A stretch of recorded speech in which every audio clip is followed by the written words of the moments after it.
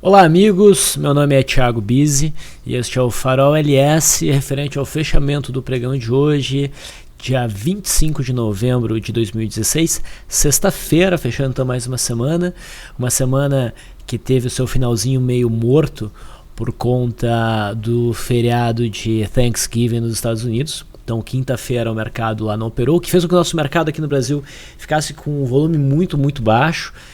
Hoje, sexta-feira, o mercado americano operou meio período, melhorou um pouquinho o nosso volume, mas ainda deixa o mercado meio capenga, né? Então é um cenário um pouco mais complicado de operar. Então, semana que vem o mercado volta à normalidade. Bom, nesta primeira parte do Farol eu abordo o comportamento do gráfico do índice Bovespa, do índice futuro, eu costumo olhar o mini índice. A gente dá uma olhada também no comportamento do dólar futuro, né? Eu também costumo olhar mais aí o mini dólar. E a gente fala também sobre o comportamento do mercado americano, agora que a gente teve um pouco de movimento nessa sexta-feira. A gente fala então do S&P 500 e do índice Dow Jones. E sempre dá uma olhadinha no gráfico do nosso juros, né? Bom, eu estava aqui pensando, e até gostaria da participação de vocês. Eu estava cogitando a hipótese de, ao invés de gravar essa parte aberta do Farol mais tarde da noite, depois de ter avaliado todo o mercado com muita calma, o que faz com que eu disponibilize essa gravação na maior parte das vezes após as 8h30 da noite, eu estava pensando na possibilidade de fazer um fechamento de pregão, fazer o Farol ser um fechamento de pregão e ao invés de ser uma gravação, ser uma transmissão ao vivo, onde vocês podem interagir comigo após, né, a gente analisar esses gráficos principais, né? Então eu disponibilizaria ao vivo essa gravação, vamos dizer assim, nessa transmissão, que depois ficaria disponível para o pessoal que não pode acompanhar ao vivo. Então eu estava pensando em fazer isso e depois com muita calma olhar todo o mercado, analisar os cenários que se enquadram, os métodos que a gente trabalha, para então produzir a parte 2 do Farol, onde a gente aborda as ações, né, de forma bem abrangente e focando nos modelos que a gente opera, né, para fazer os calls que a gente passa ali no nosso site da LS Análise. Então, se vocês gostam da ideia, eu peço que vocês deem um like no vídeo. Se vocês não gostam da ideia, deem um dislike aí no vídeo. Eu gostaria de saber essa opinião aí de vocês. Um outro detalhe, no finalzinho desse vídeo eu vou mostrar para vocês, dar uma palhinha, né, do e-book que fala um pouquinho dos resultados que a gente tem desde o início das nossas operações com a casa de análise, né, desde metade de junho. Mostra também a planilha, então quem tem interesse fica até o finalzinho do vídeo que eu vou mostrar isso daí. Feito? Então vamos lá, vamos para os gráficos. Aí na tela a gente tem o índice Bovespa. Hoje a gente teve um dia um pouco mais movimentado, né? A gente acabou fechando o dia com uma alta de 0,27. Mas o detalhe é que o mercado, antes de fechar em alta, chegou a cair aí algo próximo a 1,3%. Né? O índice futuro até foi mais do que isso. Bom, o que esse movimento significa? Primeiramente, vamos recapitular onde nós estávamos, né? Onde nós estamos ainda. Nós estamos numa tendência de baixa no índice Bovespa e desde o dia 14, desde esse candle aqui, a gente iniciou um processo de repique dentro de uma tendência de baixa. Um movimento que a gente pode operar, a gente capturou oportunidades na ponta compradora nesse movimento, ok? Mas o nosso mindset é de que esse movimento provavelmente não iria muito longe, seria um repique para alcançar provavelmente essa região aqui marcada com esse pseudo círculo. Isso aqui está aqui há bastante tempo, e se o mercado chegasse aqui, essa seria a zona para começar a procurar por sinais de venda. Essa seria a zona ótima, sob a ótica de análise técnica, para o mercado retomar o movimento da tendência, que é de baixa. Bom, agora a gente já sabe que nós chegamos aqui e eu vou deletar isso, ok?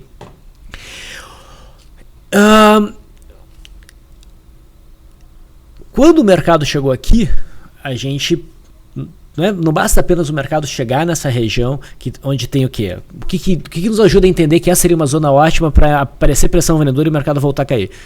A gente tem a LTB do movimento, a linha de tendência de baixa. Nós temos a cabeça do pivô, que é o fundo perdido, que agora antes era suporte, agora passa a funcionar como resistência. Nós temos, né, a retração de 0,618 deste movimento todo de queda. Repare, a retração de 0,2 segurou, significa que esse FIBO funciona. O mercado foi lá e na máxima alcançou a retração de 68, que é a retração mais importante. Se o mercado rompe a retração de 68, se entende que a correção talvez faça uma correção completa do movimento, vem até aqui em cima. Tá? Então, depois da retração de 68, se espera que o mercado corrija todo o movimento, ou seja aqui. Muita gente não entende. Tá? Então, o que significa 38,2? O que significa 61,8? Bom, são números áureos de Fibonacci, etc. Mas o que eles representam é a correção do movimento sobre o qual eles estão traçados. Então, aqui significa que se o mercado saiu desse fundo e veio até aqui, ele corrigiu 38,2% desse movimento de queda. Se ele chega aqui, significa que o mercado corrigiu, né, 61,8% deste movimento de queda. É isso que significa essas informações de Fibonacci, ok? Então a gente alcançou um FIBO importante de Fibonacci, a gente alcançou a média móvel de 21 períodos, que foi rompida para baixo com um pivô, virou para baixo, então ela funciona como uma resistência. Né? Fora isso, a gente tem uma correção no tempo bem adequada. Aqui foi um sinal vendedor, né? Mas acho que foi até sexta-feira passada, não lembro agora. Mas a correção no tempo não era suficiente. A gente tinha uma quantidade muito pequena de candles subindo em relação à quantidade de candles caindo. Então provavelmente a gente teria mais candles subindo, né, para ter uma proporção mais adequada, considerando o que o mercado usualmente faz. Tá? Então aqui a gente já tem essa correção no tempo. O que nos falta aqui? Nos falta a gente ter um sinal de que os vendedores retornaram. Por enquanto os compradores são no domínio da situação. O que eu preciso ver aqui? Eu preciso ver um candle que feche próximo da sua mínima. Isso é o principal. Idealmente que ele seja preto. Idealmente que ele tenha uma sombra superior. Idealmente que ele tenha uma amplitude significativa. Este candle aqui não mostra um domínio vendedor. O que eu quero é identificar um candle que mostra um domínio vendedor. Aqui os compradores tomaram um susto, mas eles conseguiram recuperar o comando do pregão e fecharam, né, ainda próximos da máxima. Agora, no pregão de ontem, nós tivemos um pregão vendedor. Tá? O mercado fechou próximo da mínima. É um candle preto, tá? Numa zona ótima para vendas. Qual que é o problema aqui? É o baixo volume. Isso se torna mais difícil de avaliar porque esse baixo volume não está aparecendo por nada. A gente está num momento onde a gente não está tendo a participação do mercado americano. E eles movimentam muito do nosso mercado. Então, será que a gente releva isso? Será que a gente aceita esse sinal de venda? É complicado. Via de regra, eu não gosto de operar sinais que não vêm acompanhados de volume, seja o motivo que for. Se a gente tivesse tido um volume normal, tá, a perda mínima aqui seria um bom argumento para entrar vendendo. E não está errado quem entrou vendendo e socorreu hoje. O mercado perdeu essa mínima. Tá? O problema é que quando o mercado fica sem volume, sem liquidez, fica mais fácil levar o mercado para um lado ou para o outro. Tá? Os movimentos ficam mais frágeis. E quando os movimentos ficam mais fragilizados, coisas inesperadas podem acontecer. Então o que eu disse nos últimos faróis é que, bom, a expectativa é de queda no mercado, mas provavelmente a gente só poderia confiar no movimento a partir da semana que vem, quando o volume retornaria. Bom, chega a segunda-feira, o mercado começa a acelerar para baixo, entrar pressão vendedora, bom, é porque daí provavelmente é para baixo mesmo que a gente vai, dando continuidade à tendência de baixa, então vamos operar. Né? Mas já tomar as posições no pregão da quinta-feira, na sexta-feira é complicado. Okay? Porque se o volume não está presente, é muito fácil o mercado fazer pegadinhas. O mercado já adora fazer pegadinha, com baixo volume então é bem pior. E de certa maneira o mercado fez uma pegadinha hoje. Ele foi lá para baixo e no final das contas fechou em alta. Tá? A minha expectativa para o mercado é de queda, mas expectativa não é teimar em relação ao movimento. Tá? O mercado pode seguir em alta. Tá? Talvez ele busque o topo. Ah, legal. O meu mouse parou de funcionar um belo momento. Vamos usar outro, porque eu sou um cara... Aham, eu sou um cara prevenido. Né? Então é capaz do mercado voltar a subir e buscar o topo aqui de outubro, novembro, na virada. Mas só vai se tornar razoavelmente seguro operar a favor de um movimento que nem esse se o mercado chega no ponto ótimo para cair. Nós chegamos, ele tenta cair, até o momento estamos tentando, o mercado não consegue cair e daí faz um movimento assim e rompe essa região. Pelo movimento que a gente teve até agora, eu já aceitaria o rompimento aqui dos 62.540 como um argumento para abandonar a ideia da venda, pelo menos a curto prazo, e operar na ponta compradora. Se o mercado avança além desse ponto, sugere que o mercado vai buscar esta região aqui. Tá? Isso dá nova força ao viés altista do mercado. Tá? Mas não significa que o mercado vai subir além desse topo aqui. Isso, na verdade, cria uma grande probabilidade do mercado passar por um período andando de lado. Pessoal, o pivô de baixo que nós tivemos aqui foi forte, foi tecnicamente bem importante. A gente teve um rompendo uma LTA muito longa, né, que guiou o nosso movimento desde o fundo lá de janeiro. E a gente fez um rompimento com muito volume, depois de meses e meses de alta. Isso aqui não é qualquer pivô, é um pivô bem forte. Se ele for frustrado, tá, e a frustração viria por um movimento de alta que viesse a romper essa região, se a cabeça do pivô não consegue conter o avanço altista, é porque provavelmente o mercado vai andar de lado. A frustração de um pivô, seja de baixa, como é o caso aqui, ou um pivô de alta, na maior parte das vezes resulta num movimento de congestão. Tá? Um exemplo disso é o dólar. Deixa eu só... Não, esse gráfico aqui vai nos ajudar bastante. Espera aí. Então, se vocês lembram, nós tivemos um rompimento de pivô bem importante no dólar. O rompimento não foi fácil de avaliar aqui, tá? Mas lembrem desse canal de baixa, o mercado foi, dá para dizer que marcou um topo aqui e daí rompeu. É um pivô de alta, a gente entrou comprando e daí a gente tomou stop. Tá? A partir desse candle aqui a gente tomou stop. Bom, o que a gente pode esperar? A gente ainda está em tendência de alta, a gente ainda tem topos e fundos ascendentes, tá? Mas o mercado foi além do que deveria em relação à cabeça do pivô. Tá? Olha aí. O que se espera? Que o mercado passe por um período lateral. E basicamente foi o que nós tivemos. Até que o mercado deu essa puxada mais recentemente. Entende? Então, se o Ibovespa romper esta região aqui, ele retomar o movimento de alta, romper essa região, provavelmente não passa desse topo, a gente passa por um período lateralizado mais difícil de operar, certo? Vamos aproveitar que a gente está olhando o gráfico diário, vamos olhar o mercado americano. O índice Dow Jones não para de subir. Lembra que diziam que a eleição do Trump ia ser o fim para os mercados? Bem ao contrário, né? A mesma coisa em relação ao Brexit. Bom, recentemente o índice Dow Jones não só rompeu o topo histórico, como andou de lado um tempo e acabou rompendo para cima. E não para de subir. Eu esperava 2 dias de alta e depois o mercado voltando forte para a gente marcar o topo no nosso mercado e começar a cair. O que eu profetizei até o momento não aconteceu e o mercado segue subindo, hoje fechou na máxima. Tá?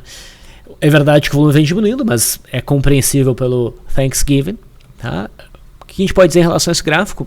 Ele está apontando para alta, compradores no comando da situação e não há nenhum sinal de reversão no gráfico do índice Dow Jones. Na verdade, se a gente for olhar o gráfico semanal, a gente tem uma barra elefante altista com uma barra ignorada, que é rara ver uma barra dessa amplitude no gráfico semanal, que impulsiona um movimento de alta.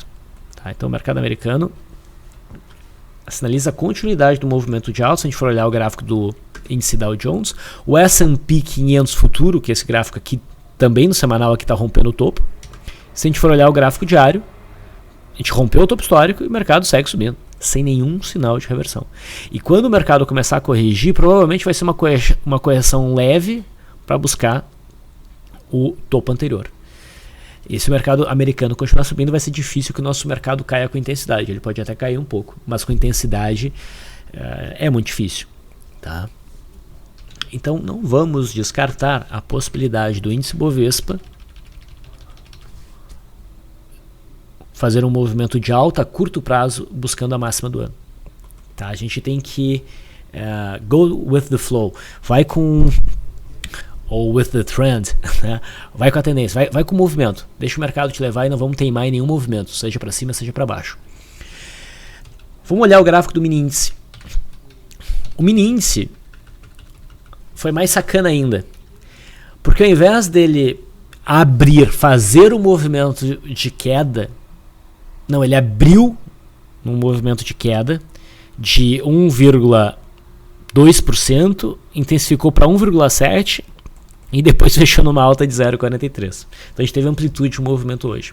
A gente ainda está dentro de um viés baixista, topos e fundos descendentes, média aqui sendo obstáculo, mas assim como no índice Bovespa, se houver o rompimento dessa região aqui, daí a força compradora realmente passa a ser provavelmente dominante.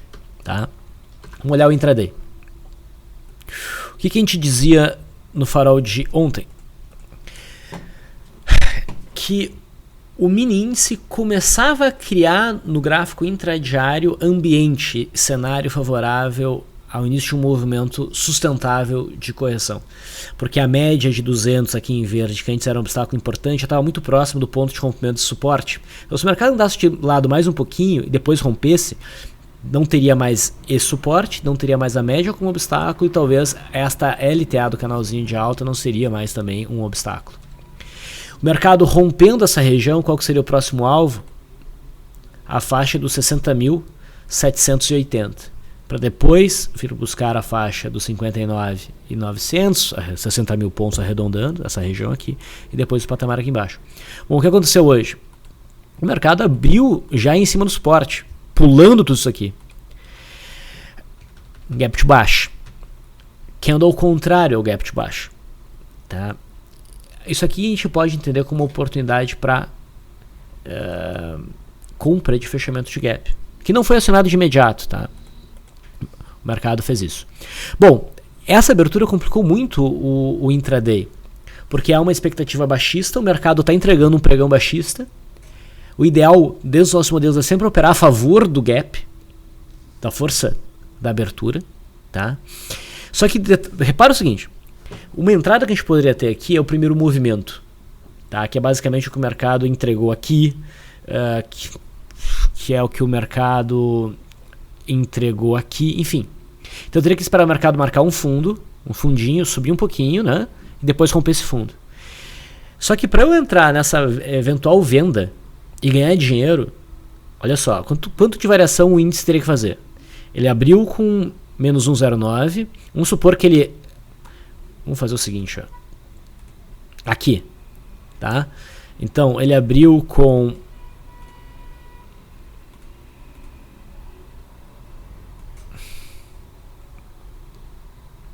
menos 1,19, veio aqui para menos 1,68, 1,7%, e agora marcou o fundo. Só que eu teria que operar o rompimento do fundo. Aí vamos supor que eu rompa mais ou menos por aqui. Tá?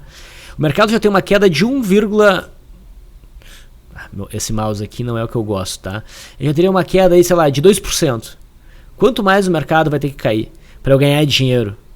Né? Vai ter que cair mais, sei lá, uns 2,7%, 3% para eu ganhar dinheiro com uma operação dessas. Num pregão que não tem volume, é difícil, né? Então o mercado abriu de uma forma que diz o seguinte, olha, dificilmente o mercado vai pesar tanto, provavelmente a gente vai andar meio de lado aí, ou a gente vai ter um cenário para fechamento de gap. Então, era bem interessante buscar uma operação na compra nessa superação de máxima. O mercado tentou cair, não conseguiu, veio para baixo da mínima e houve é como se fosse um rompimento falso numa periodicidade mais curta. Entrar na superação de máxima, ou talvez num gráfico de 5 minutos, e operar o primeiro movimento, o primeiro pivô aqui, né, uma compra aqui. E a expectativa era de teste da linha d'água, para daí talvez aqui o mercado oferecer um cenário para venda. Linha d'água, fechamento então do pregão de ontem. O mercado fechou o gap e não ofereceu no final das contas uma venda clara, né? No finalzinho do pregão entrou até uma pressão compradora. Então é isso que teve no pregão de hoje.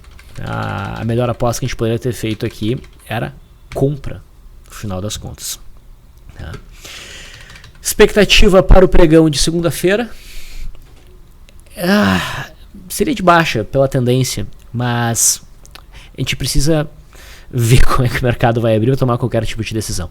Tá? Eu quero ver como o pregão de segunda-feira vai se comportar para a partir desse pregão começar a criar expectativas um pouco mais embasadas a curto prazo. Bom, falei bastante, né? Vamos falar do dólar então, que é o que está faltando, e de juros. O dólar sinalizou topo na média móvel de 200, começou um movimento corretivo que tinha primeiro suporte aqui na faixa dos 3.360, mais ou menos, reagiu positivamente a essa região, subiu um pouco, e no pregão, no fechamento de ontem, que eu dizia que a minha expectativa é que o dólar voltasse a cair, tá, para buscar a média móvel de 21 períodos, seja onde fosse. Se subisse, se a gente tivesse um movimento de alta no dólar, que ele não iria longe, né? Eu não vejo o dólar disparando e indo embora. Mas ele está num movimento de correção que me parece ser uma contração, ou seja, ele cai, daí ele sobe um pouco, daí ele cai um pouco, depois ele sobe um pouco e fica contraindo enquanto a média vai se aproximando. Tá? O mercado abriu, o dólar abriu forte, né, num gap de alta, chegou a subir mais de 2%, o que é muito para o dólar, e acabou fechando numa alta mais leve de 0,62%, formando um candle de cotação baixista, né, uma estrela cadente. A perda mínima seria um cenário de venda, mas não dentro de uma contração, não tem muito espaço para operar aí. Então o dólar não conseguiu sustentar esse movimento de alta e minha expectativa é que ele corrija aí ao longo do começo da próxima semana. Certo? Em relação ao juro da F19, a gente viu que ontem o juro ficou um pouco mais convidativo ao movimento de alta. Hoje ele subiu, mas também não sustentou o movimento. Ainda assim, eu vejo boas chances do juro continuar subindo a partir de agora. E se corrigir, aqui é suporte importante que provavelmente dá sustentação a um novo repiquezinho. No DI1F25, o juro também sobe. Duvido que rompa o topo anterior. A gente deve, como no dólar, fazer um movimento de contração ao longo das próximas semanas. Então, essa era a mensagem que eu queria passar em relação a esses principais gráficos. E para quem ficou até agora e quiser ficar um pouquinho mais, eu queria só mostrar rapidamente um e-book que fala um pouquinho do nosso trabalho na LS Análise, né, que é uma empresa do grupo LS, tem LS Capital, LS Quant de robôs, análise, onde a gente analisa o mercado e dá recomendações de compra e de venda, enfim. É onde eu atuo mais, né, na LS Análise. Então, na descrição do vídeo vai ter um link para vocês baixarem esse e-book que fala um pouco dos nossos métodos para operar no mercado e métodos que a gente acompanha lá no serviço da LS Análise. Essa aqui é o desempenho da carteira do método Leandro no fechamento até outubro, né, desde o início do ano. A gente está aí com mais de 60% ganhando do índice, e não é fácil ganhar do índice quando o mercado dispara, pessoal. Então os métodos que a gente segue, né, que são métodos ensinados pela LS Educação, aqui uma rápida tabela de resultados. IFR2 do Stormer é o que desponta como o melhor resultado. Aqui é resultados desde janeiro, porque as operações de IFR2, método Stormer, e as operações de método Leandro, Swing Trade, a gente sempre disponibilizou ao vivo, né, os nossos bate-papos de fechamento, a gente dava as recomendações ao vivo. Então aqui a gente tem um track record para mostrar. Já as operações Busy Day Trade ou Busy Swing Trade, a gente só começou a realmente a informar elas publicamente no início do nosso serviço lá em junho. Então IFR2 e Leandro é desde o início do ano, tá? Aqui é mais de 60%. Os demais modelos é a compilação dos resultados desde o comecinho de junho, mais ou menos. Então vão aí quase 6 meses, né? Então, para você entender essas questões de payoff, expectativa matemática, mas aqui embaixo tem a explicação, tá? E logo abaixo dos resultados, deixa eu até aumentar aqui para vocês verem, né? A gente fez uma rápida comparação aí com os nossos principais concorrentes, os mais conhecidos. A gente está comparando a carteira do Método Leandro de Swing Trade com as outras recomendações de Swing Trade. Acho que a gente tá muito bem em comparação e muito mais eficiente, né? Mais resultado em menos trades, menos corretagem. Então, dê uma olhadinha aqui. E depois, mais pra frente, a gente tem um breve resumo da filosofia de cada modelo. Ok? Então, tá bem legalzinho. Isso aqui não é um curso, pessoal. Não é para ensinar os modelos, não. É só para entender como eles são trabalhados, qual que é a filosofia por trás e tudo mais. Tá? Então, eu vou deixar o link à disposição. E quem quiser, também pode baixar a planilha. Eu sou legal o suficiente para disponibilizar, não escondo nada.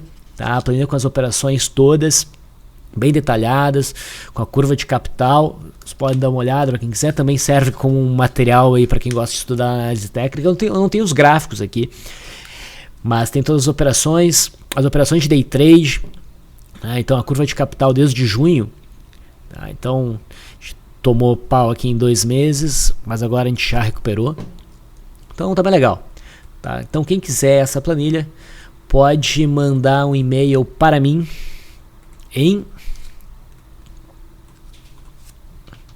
thiago.bizi@lsanalise.com.br. Okay? Eu demoro às vezes um pouco para responder porque, pessoal, eu recebo muito e-mail. Tá? Então tá aí. Pode mandar um e-mail para mim. Certo, pessoal? Então, era essa a mensagem. Eu finalizo por aqui. Desejo a todos vocês um ótimo final de semana e até o farol de segunda-feira.